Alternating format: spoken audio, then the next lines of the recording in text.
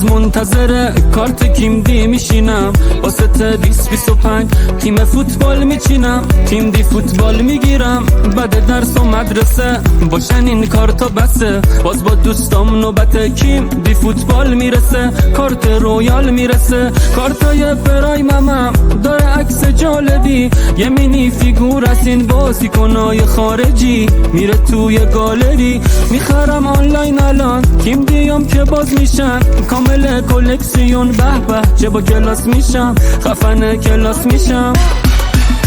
کیم دی رو که تکوندی اسم بازیکن خوندی، با اسکن این کد اونو توی تیم تو نشوندی، کیم دی رو که تکوندی کله همه رو خوابوندی، خودتو با یه کامبک به قرعه کشی رسوندی.